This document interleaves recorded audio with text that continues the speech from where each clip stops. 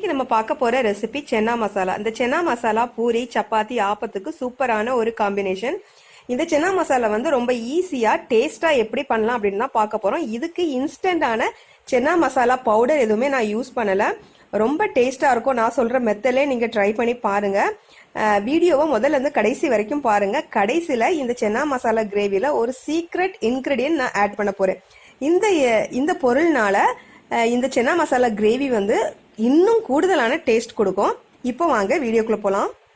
இது வரைக்கும் நெல்லை அரோமாவை சப்ஸ்கிரைப் பண்ணாதவங்க கீழே இருக்கிற ரெட் கலர் பட்டனை பிரஸ் பண்ணி சப்ஸ்கிரைப் பண்ணிக்கோங்க. அப்படியே அது பக்கத்துல இருக்க பெல் ஐகானையும் கிளிக் பண்ணிக்கோங்க. நான் எப்ப வீடியோ போட்டாலும் உடனுக்குடனே உங்களுக்கு வந்து சேரும். இந்த சென்னா மசாலா கிரேவி செய்யறதுக்கு நான் இன்னைக்கு 200 கிராம் கொண்டக்கடலை எடுத்துட்டேன். இந்த 200 கிராம் கொண்டக்கடலைய 8 மணி நேரம் கழுவிட்டு 8 மணி நேரம் தண்ணியில ஊற போட்டு வச்சுக்கோங்க. அப்புறமா அடுத்த நாள், அதாவது நான் காலையில செய்ய போறீங்கன்னா முந்தின நாள் நைட்டு வந்து ஊற வச்சுக்கோங்க. அதை வந்து ஒரு குக்கர்ல சேர்த்துலாம்.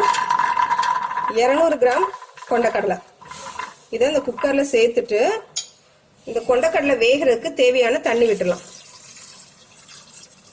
தண்ணி விட்டுட்டு இந்த கொண்டக்கடலைக்கு தேவையான உப்பும் சேர்த்துலாம். உப்பு சேர்த்து குக்கரை மூடி 4ல இருந்து 5 விசில் மிதமான தீயில வச்சு, ரொம்ப லோலையும் வைக்காதுங்க, ரொம்ப ஹைலையும் வைக்காதுங்க, ரெண்டுக்கு நடுவா உள்ள தீயில வச்சு 4ல இருந்து 5 விசில் வேக வச்சு எடுத்துடலாம். நீங்க 5 விசில் வைக்கும் போதுதான் இந்த கொண்டக்கடலை வந்து நல்லா வெந்து நல்லா மசிற நிலைமைக்கு, ரொம்ப மசிஞ்சிடக்கூடாது, அந்த டைப்ல வரும். அப்பதான் வந்து டேஸ்டா இருக்கும் கிரேவிக்கு. சில குக்கரை பொறுத்தும் விசில் வந்து மாறும். அதனால என்னோட குக்கருக்கு 5 விசில் கரெக்டா இருக்கும். நான் இப்ப குக்கரை மூடி 5 விசில் வேக வச்சிடலாம்.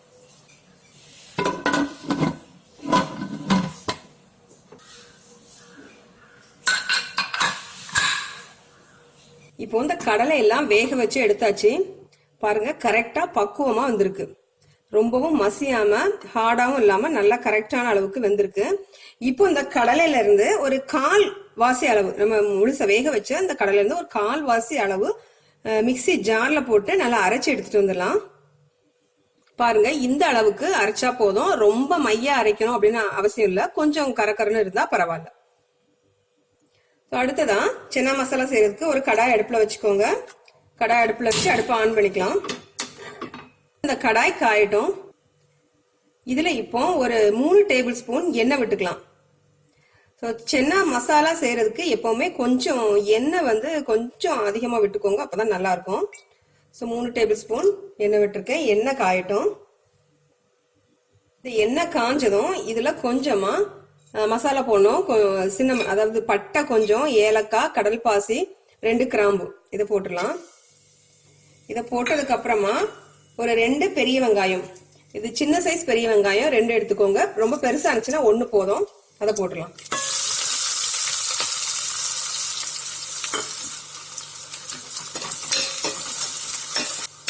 இந்த வெங்காயம் கொஞ்சமா வதங்கினதும் இதுல இஞ்சி பூண்டு விடுது.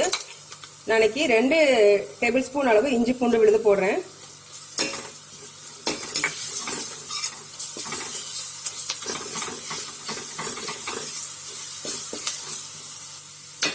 இந்த இஞ்சி பூண்டோட பச்சை வாசனை போனதும் இதுல நம்ம மசாலா எல்லாம் சேர்த்துடலாம். இது ஒரு 1/2 டீஸ்பூன் சீரகத்தூள், 1/2 டீஸ்பூன் மஞ்சள் தூள், அப்புறமா ஒரு 1 டேபிள் ஸ்பூன் மல்லித்தூள், இது 2 டேபிள் ஸ்பூன் அளவு காஷ்மீரி சில்லி பவுடர். இந்த காஷ்மீரி சில்லி பவுடர் வந்து நல்லா கலர் கொடுக்கும், காரம் கம்மியா இருக்கும்.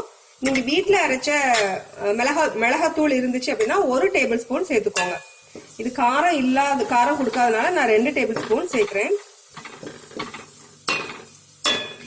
இப்ப இதெல்லாம் சேர்த்து கலந்ததுக்கு அப்புறமா அந்த எண்ணெயில கொஞ்சம் இந்த மசாலாவை புரட்டிக்கோங்க.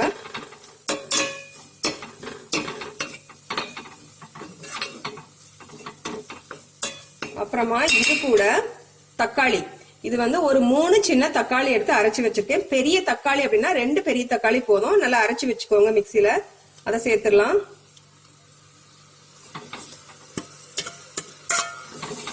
சேர்த்து நல்லா கலந்து விட்டுக்கோங்க.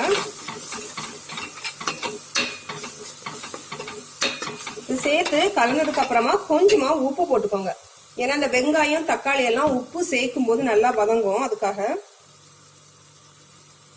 உப்பு போட்டுக்கோங்க. உப்பு வந்து கவனமா செய்யுங்க, ஏன்னா நம்ம வந்து கொண்டக்கடலை வேக வைக்கும் போது உப்பு போட்டிருக்கோம்.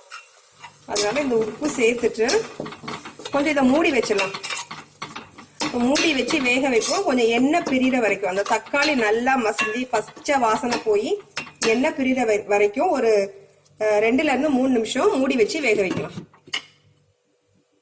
பாருங்க, ஒரு 3 நிமிஷத்துக்கு அப்புறமா பாருங்க இவ்வளவு நல்லா எண்ணெய் பிரிஞ்சு வந்திருக்கு அப்படின்னு. ஸோ இந்த தக்காளி எல்லாம் நல்லா பச்சை வாசனை போய் நல்லா சுண்டி எண்ணெய் பிரிஞ்சு வந்தாச்சு. இப்போ இதுல நம்ம வேக வச்ச கடலையை சேர்த்துலாம். பாருங்க, காஷ்மீரி சில்லி பவுடர் போட்டிருக்கிறதுனால இந்த கலர் வந்து எவ்வளவு சூப்பரா பிரைட்டா இருக்கு அப்படின்னு. நீங்களும் காஷ்மீரி சில்லி பவுடர் கிடைச்சுன்னா போட்டுக்கோங்க.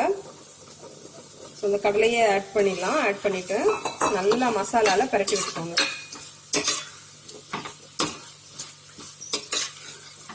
பரட்டி விட்டுட்டு கொஞ்சம் தண்ணி சேர்த்துடலாம். அதுல ஒரு 1/2 டம்ளர் போல தண்ணி சேர்த்துக்கோங்க. ஏன்னா சென்னா மசாலா வந்து ரொம்ப தண்ணியா இருந்துச்சு அப்படின்னா நல்லா இருக்காது. அதனால தண்ணி சேர்த்துக்கோங்க. அதனால ஒரு 1/2 டம்ளர் தண்ணி சேர்த்துக்கோங்க. தண்ணி சேர்த்ததுக்கு அப்புறமா நம்ம அரைச்சு எடுத்த அந்த விழுது, ஸோ இந்த விழுதுல பாதி அளவு சேருங்க போதும்.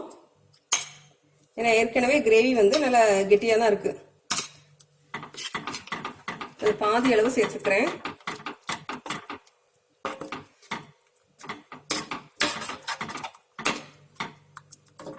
சேர்த்துட்டு இந்த கடலை கூட மசாலா எல்லாம் நல்லா சேர்ந்து வேகிறதுக்கு என்ன ஒரு 5 நிமிஷம் மிதமான தீயில வச்சு, அதாவது லோ ஃப்ளேம்ல வச்சு ஒரு 5 நிமிஷம் மூடி வச்சிடலாம். மூடி வைக்கிறதுக்கு முன்னாடி உப்பு பார்த்து போட்டுக்கோங்க. கடலை வேக வைக்கும் போது உப்பு போட்டோம், தக்காளி வதக்கும் போது உப்பு போட்டிருக்கோம். ஏன்னா லைட்டா உப்பு போட்டுக்கலாம். ஸோ லைட்டா உப்பு போட்டுட்டு இதை கலந்து விட்டு 5 நிமிஷம் மிதமான தீயில வச்சு வேக வச்சிடலாம். உங்களுக்கு வந்து நீங்க அரைச்ச கடலை முழுவதையும் போனாலும் போட்டுக்கலாம். போட்டுட்டு கொஞ்சமா நீங்க தண்ணி விட்டுக்கோங்க. எனக்கு இது போதும், அதனால நான் அரைச்சதுல வந்து பாதி தான் போட்டிருக்கேன். இப்ப மூடி வச்சிடலாம் 5 நிமிஷம். இப்போ ஒரு 5 நிமிஷத்துக்கு அப்புறமா பாருங்க, மசாலா எல்லாம் நல்லா வெந்து எண்ணெய் பிரிஞ்சு வந்தாச்சு. இப்போ நம்மள சூப்பரான சோலே மசாலா, சனா மசாலா. ஸோ கடைசியா இது கூட ஒரு சீக்ரெட் இன்கிரீடியன்ஸ் நம்ம ஆட் பண்ண போறோம். அதுதான் வெல்லம். ஒரு 1/4 இருந்து 1/2 டீஸ்பூன் அளவு வெல்லம் சேர்த்துக்கோங்க. இந்த இனிப்பு சேர்க்கறதுனால நல்ல டேஸ்ட் வந்து தூக்கி கொடுக்கும், ரொம்ப வித்தியாசமா இருக்கும். இந்த வெல்லம் கரைய விட்டுட்டு கொஞ்சமா மல்லி இலை, அவ்வளவுதான். நம்மளோட சென்னா மசாலா சூப்பரா ரெடி ஆயிட்டு. இதுல இன்ஸ்டன்ட் மசாலா எதுவுமே நம்ம சேர்க்கல. இன்ஸ்டன்ட் சென்னா மசாலா நம்ம வீட்டுல உள்ள மசாலா வச்சுதான் நம்ம வந்து இந்த சென்னா மசாலா ரெடி பண்ணிருக்கோம். கண்டிப்பா ட்ரை பண்ணி பாருங்க. இந்த சென்னா மசாலால நம்ம ரெடிமேடா உள்ள சென்னா மசாலா பவுடர் எதுவுமே சேர்க்கல. சென்னா மசாலா பவுடர்ல ஆம்ச்சூர் பவுடர் சேர்த்திருப்பாங்க, அதாவது ட்ரை மேங்கோ பவுடர், அந்த புளிப்புக்காக. இப்போ உங்களுக்கு வேணும் அப்படின்னா ஒரு 1/4 சைஸ் எலுமிச்சம்பழம் இதை வந்து லாஸ்ட்ல பிழிஞ்சு விட்டுலாம். ஸோ இந்த புளிப்பு பார்த்துட்டு நீங்க பிழிஞ்சு விட்டுக்கோங்க. நம்ம தக்காளி எல்லாம் சேர்த்துருக்கோம், அதனால புளிப்பு பார்த்துட்டு பிழிஞ்சு விட்டுக்கோங்க. நான் வந்து 1/4 சைஸ் தான் பிழிறேன். 1/4 இருந்து 1/2 சைஸ் எலுமிச்சம்பழம் நீங்க பிழிஞ்சு விட்டுக்கலாம். இப்போ நம்மளோட சூப்பரான சென்னா மசாலா கிரேவி ரெடி ஆயிட்டு. இப்போ இதை நம்ம சர்வ் பண்ணிடலாம்.